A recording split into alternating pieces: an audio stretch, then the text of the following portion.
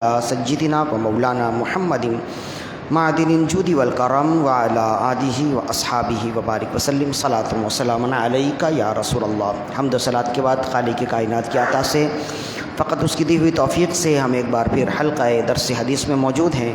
قبل اس کے کہ گفتگو کا آغاز کیا جائے، ایک مرتبہ اپنے آقا و مولا صلی اللہ علیہ وسلم کی بارگاہ میں بلند آواز سے محبت و خلوص کے ساتھ درود و سلام کی نذرانے پیش کیجیے۔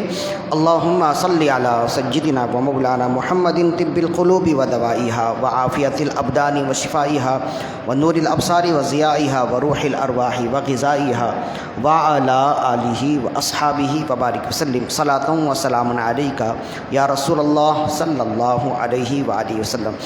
امام غزالی نے لکھا کہ اللہ کے نبی حضرت یحییٰ علی نبینا وعلیہ الصلوۃ والسلام، قرآن مجید میں ان کا نام، ان کا ذکر کئی مقامات پر آیا ہے اور بہت ہی مشہور اور معروف نبیوں میں سے حضرت یحییٰ علی نبینا وعلیہ الصلوۃ والسلام بہت ہی زیادہ تاریک دنیا اور زاہد اور متقی اور پرہیزگار تھے۔ ظاہر ہے کہ وہ اللہ کے نبی تھے، تو ان کے بارے میں آتا کہ ایک مرتبہ ابلیس آپ کے سامنے ظاہر ہوا، شیطان آپ کے سامنے ظاہر ہوا۔ ظاہر ہے کہ شیطان ہر ایک شکل اور صورت اختیار کر سکتا ہے، تو وہ ظاہر ہوا ان ابلیس بدأ لہ وعلیہ معالیق۔ تو حضرت یحییٰ علی نبینا علیہ الصلوۃ والسلام نے دیکھا کہ ابلیس کے پاس بہت سے جال ہیں، جیسے مچھلی پکڑنے کے لیے بہت سے جال ہوتے ہیں، رنگ برنگی جال، ویسے ہی ابلیس کے پاس بہت سی جالیں ہیں۔ فقال لہ یحییٰ، تو حضرت یحییٰ علی نبینا علیہ الصلوۃ والسلام نے اس سے پوچھا ما ہذہ، یہ جال کیا ہیں؟ قال، تو اس نے کہا الشہوات التی اصید بہا بنی آدم، یہ جال یہ انسانی شہوات ہیں، خواہشات نفسانی ہیں، اور انہی جالوں کے ذریعے میں انسانوں کا شکار کرتا ہوں۔ یہ جو انسان کی خواہشات ہیں نا، یہ کبھی بھی ختم نہیں ہوتی ہیں۔ انسان جس چیز کی عادت بناتا ہے پھر اس چیز کی عادت بن جاتی ہے، پھر وہ مزید اور طلب کرتا ہے۔ اچھا کھانا طلب کرے، جب وہ آ جائے پھر کچھ دنوں کے بعد اس سے اچھا کھانا انسان طلب کرتا ہے، پھر وہ آ جائے پھر اس سے اچھا کھانا طلب کرتا ہے۔ انسان کہیں رکتا نہیں ہے، اس کی خواہشات کبھی تھمتی نہیں ہیں۔ اسی وجہ سے کہا گیا کہ جب اس میں کہیں اس کی انتہا نہیں ہے تو انسان کو چاہیے کہ اپنے خواہشات کو کنٹرول کر لے۔ جب خواہشات کنٹرول رہے تو انسان کم خرچ میں، کم آمدن میں بھی صحیح خرچ کرنے میں کامیاب ہو جائے گا اور اپنی زندگی اچھی گزار لے گا۔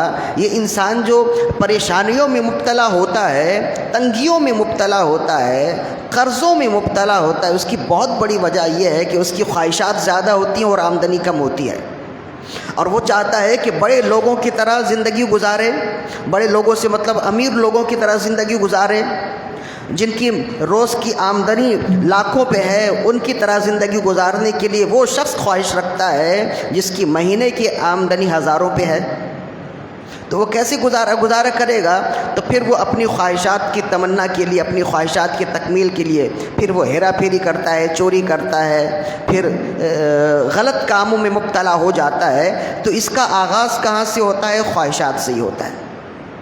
تو یہ جو خواہشات ہیں یہ شیطانی جال ہیں، جس کو حضرت یحییٰ علی نبینا علیہ الصلوۃ والسلام نے دیکھا اور شیطان نے اس کی تفصیل بیان کی۔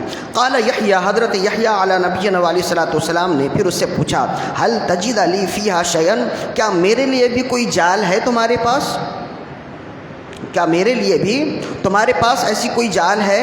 قال لا، اس نے کہا نہیں، ایسی کوئی جال آپ کے لیے نہیں ہے۔ الا انک شبعت ذات لیلۃ فثقلناک علی الصلاۃ، مگر ایک دن ایسا ہوا کہ آپ پر بھوک کا غلبہ ہوا اور اس شہوت کی وجہ سے، اس بھوک کے غلبے کی وجہ سے آپ نے رات زیادہ کھا لیا۔ اب اس رات زیادہ کھانے کی وجہ سے آپ پر نیند کا غلبہ ہو گیا۔ جب نیند کا غلبہ ہو گیا تو رات کے جو معمولات تھے، جو عبادات کا آپ کا روزانی کا معمول تھا، جو ذکر و اذکار تھے، وہ ختم ہو گئے، اور اس طرح سے میں نے آپ پر بھی ایک جال ڈال دیا۔ کذات لیلۃ فثقلناک عن الصلاۃ، ایک رات آپ پیٹ بھر کر کھائے جس کی وجہ سے آپ کے لیے نماز پڑھنا مشکل ہو گیا۔ قال یحییٰ علیہ السلام، تو یحییٰ علی نبینا علیہ الصلوۃ والسلام نے فرمایا لا جرم انی لا اشبع بعدها ابدا، جب ایسا ہے تو میں قسم کھاتا ہوں کہ کبھی بھی میں آج کے بعد کبھی پیٹ بھر کر نہیں کھاؤں گا۔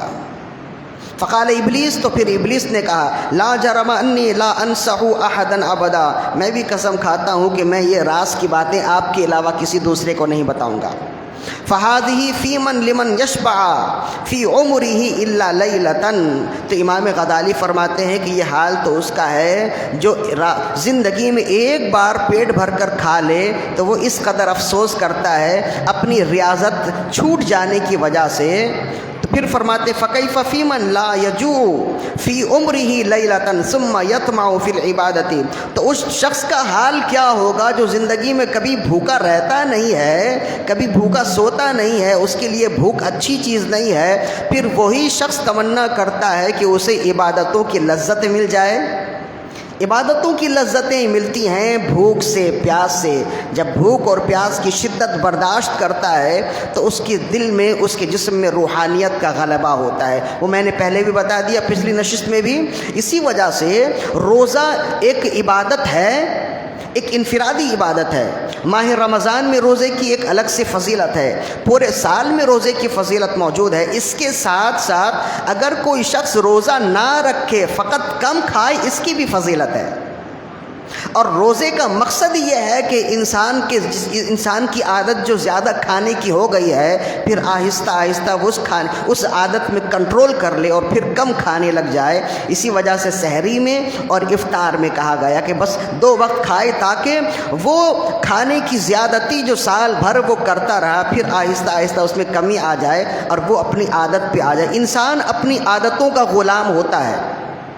ماہ رمضان میں ہم نے کم کھانے کی عادت ڈال لی، سحری میں بھی کم کھائیں، افطار میں بھی کم کھائیں، تو اب یہ عادت ہماری بن گئی چند دنوں کے بعد۔ اب اگر عید کے فوراً بعد ہم زیادہ کھائیں گے تو ہماری طبیعت بگڑ جائے گی، اور ایسا ہوتا بھی ہے۔ لیکن پھر ہوتا یہ ہے کہ یہ عادت ہمیں چاہیے کہ ہم اسی عادت پہ رہیں، اسی عادت پر کنٹرول رہیں، کم کھانے کی عادت اپنائیں۔ لیکن جیسے ہی عید الفطر کا چاند نکلے تو پھر کھانے پینے کی زیادتی ہوتی رہتی ہے، دعوتوں میں جانا آنا ہوتا رہتا ہے، پھر آہستہ آہستہ وہی عادت جو ہم پہلے چھوڑ چکے تھے دوبارہ ہم اپنا لیتے ہیں۔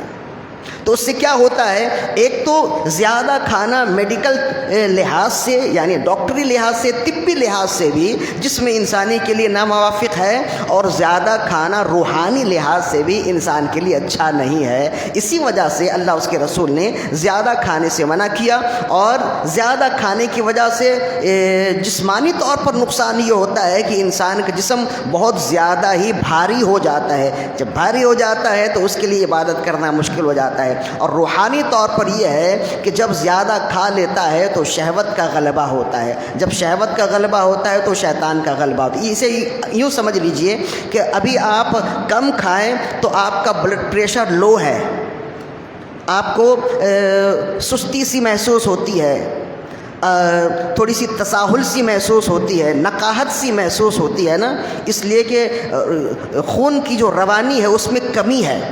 اور جب آپ کھانا کھا لیتے ہیں تو خون کی روانی میں اضافہ ہو جاتا ہے۔ یہ جو خون کی روانی میں کمی ہے نا، یہ اس بات کی دلیل ہے کہ شیطانی قوت اب آہستہ آہستہ کم ہے۔ اس لیے کہ رسول اللہ نے فرمایا شیطان تمہارے خون کے ساتھ گردش کرتا ہے، جب خون کی گردش میں کمی آئے گی تو شیطان کی طاقت میں کمی آئے گی، اور جب شیطان کی طاقت میں کمی آئے گی تو آپ پر روحانیت کا غلبہ ہوگا۔ اور جیسے خون کی روانی میں اضافہ ہوگا، خون کی روانی زیادتی ہوگی تو مطلب یہ ہے کہ شیطان کی طاقت میں اضافہ ہو رہا ہے، اور جب شیطان کی طاقت میں اضافہ ہوگا تو آپ کے اندر سے شیطانیت کے کام ہوں گے۔ اسی کو رسول اللہ صلی اللہ علیہ وسلم نے ارشاد فرمایا، اور فرمائے ان الشیطان یجری من الانسان مجرى الدم، بے شک شیطان انسان کے خون کے ساتھ گردش کرتا ہے، فضیقوا مجاریہ بالجوع، لہذا شیطان کے راستوں کو تنگ کر دو بھوک اور پیاس کے ذریعے سے۔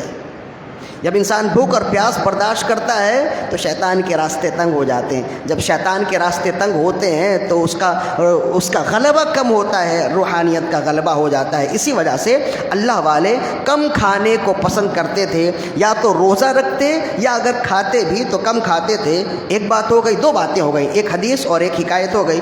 ایک اور حدیث اسی کو رسول اللہ صلی اللہ علیہ وسلم نے ایک مثال دے کر سمجھایا, اور آپ نے فرمایا کہ فصل کے لیے پانی دینا ضروری ہے.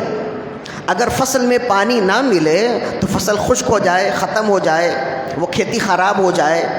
یہ ضروری ہے پانی دینا فصل کے لیے. اسی کے ساتھ ساتھ فصل کو پانی اتنا ہی دینا آپ کے لیے ضروری ہے جتنی اس پانی کی ضرورت اس فصل کو ہے.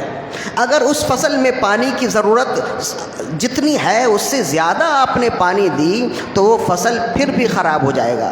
فصل کو پانی نہ ملے تب بھی وہ خراب ہوگا, اور اگر اس کو زیادہ پانی مل جائے, اوقات سے زیادہ پانی ملے, تب بھی خراب ہو جائے گا. اسی طرح رسول اللہ نے فرمایا کہ تمہارے جسم کو جتنے کھانے کی ضرورت ہے اتنا ہی کھانا اگر تمہیں ملے تو یہ تمہارے لیے فصل کے مانند ہے. مطلب یہ ہے کہ ایمانی فصل بہت ہرا بھرا رہے گا, بہت اچھا رہے گا, نیکی کے کام بہت اچھے سے ہو جائیں گے, آسانی کے ساتھ ہو جائیں گے, گناہ کا چھوٹنا تمہارے لیے آسان ہو جائے گا. لیکن اگر تم اوقات سے زیادہ کھا لو گے تو جیسے اوقات سے زیادہ فصل کو پانی دے دیا جائے تو فصل کی جڑیں خراب ہو جائیں, اس کی جڑیں سڑ جائیں اور فصل خراب ہو جائے, ایسے ہی تم اگر اوقات سے زیادہ اپنے جسم کو کھانے کا فصل دو گے, پینے کا کھانا دو گے, پینا دو گے, تو تمہارے دل کا فصل, اس کی جڑیں بھی خراب ہو جائیں گی اور وہ بھی آہستہ آہستہ مردہ ہو جائیں گی. فرمایا قال النبی صلی اللہ علیہ وسلم نبی صلی اللہ علیہ وسلم ارشاد فرمایا لا تمیت القلوب بکثرت الطعام والشراب, زیادہ کھانے اور زیادہ پینے سے اپنے دل کو مردہ نہ کرو. فإن القلب يموت كالزرع اذا كثر عليه الماء, اس لیے کہ دل بھی مردہ ہو جاتا ہے زیادہ کھانا پینے سے, جیسے زیادہ پانی دینے سے فصل مردہ ہو جاتا ہے.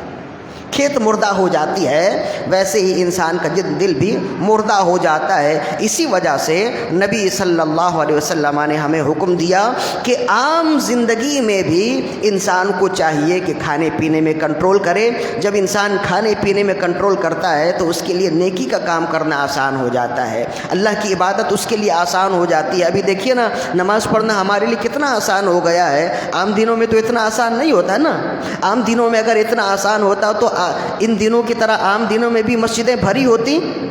تو مسجدیں عام دنوں میں خالی کیوں ہوتی ہیں؟ اس کی وجہ یہ ہے کہ مسجدیں عام دنوں میں خالی اس لیے ہوتی ہیں کہ ہمارے پیٹ اوقات سے زیادہ بھرے ہوتے ہیں, اور ماہ رمضان میں مسجدیں بھری ہوتی ہیں, اس کی وجہ یہ ہے کہ ہمارے پیٹ خالی ہوتے ہیں. تو جب انسان کے جسم میں اوقات سے زیادہ کھانا جائے تو یہ اس کے لیے نور کا باعث نہیں بنتا, ظلمت کا باعث بنتا ہے. وہ شیطانی کام کرنے میں بہت زیادہ آسانی کا باعث ہو جاتا ہے, اور جب پیٹ خالی رہے تو رحمانی کام ہونے لگتے ہیں. ایک حکایت بھی بیان کی, دو حدیث بیان کی. حضرت صدیق اکبر رضی اللہ تعالیٰ عنہ کا ایک قول بھی ہے جس کے امام غزالی نے نقل کیا. حضرت صدیق اکبر رضی اللہ عنہ فرماتے ہیں ما شبیت منذ اسلمت لاجد حلاوت عبادت ربی. فرمائے جب سے میں مسلمان ہوا ہوں تب سے میں نے کبھی پیٹ بھر کر کھانا نہیں کھایا. تو پوچھا کہ اس کی وجہ کیا؟ فرمائے اس کی وجہ یہ ہے کہ میں ہمیشہ چاہتا ہوں جب میں اللہ کی عبادت کروں تو اس عبادت کی لذت مجھے میرے دل میں محسوس ہو, اور عبادت کی لذت دل میں محسوس ہونے کا سبب یہ ہے کہ انسان کم کھائے. جب انسان کم کھائے گا تو عبادت کرنا آسان ہو جائے گا, اور پھر اس کی عبادت کی لذت اس کے دل میں محسوس ہوگی. اور ہم جانتے ہیں کہ جس کی لذت دل میں محسوس ہو جائے, جس چیز کا مزہ انسان کو آ جائے تو پھر انسان اسے چھوڑتا نہیں ہے. عبادتیں ہم سے چھوٹ کیوں جاتی ہیں, ریاضتیں ہم سے چھوٹ کیوں جاتی ہیں, نماز پڑھتے پڑھتے ہم چھوڑ کیوں دیتے ہیں؟ اس کی وجہ یہ ہے کہ اس کی لذت ہمیں محسوس نہیں ہوتی, اس کا مزہ ہمیں ملتا نہیں ہے. اب آپ دیکھیے کہ کسی چیز کا مزہ اگر آپ کو مل جائے تو بار بار اسی چیز کی طرف آپ کی توجہ جاتی ہے نا, آپ کا دھیان جاتا ہے, آپ کا خیال جاتا ہے. تو جب نماز کی لذت, اللہ کی عبادت کی لذت انسان کو محسوس ہو جائے, مل جائے, تو پھر وہ کیوں کر اسے چھوڑے گا, بار بار اسی کی طرف اس کی توجہ جائے گی، بار بار اس کا خیال جائے گا۔ تو حضرت صدیق اکبر رضی اللہ فرماتے ہیں جب سے میں مسلمان ہوا ہوں تب سے میں نے پیٹ بھر کر کھایا نہیں۔ اس کی وجہ کیا؟ لِأَجِدَ حلاوت عبادتی ربی، تاکہ میں اپنے رب کی عبادت کی حلاوت مٹھاس اپنے دل میں محسوس کر سکوں۔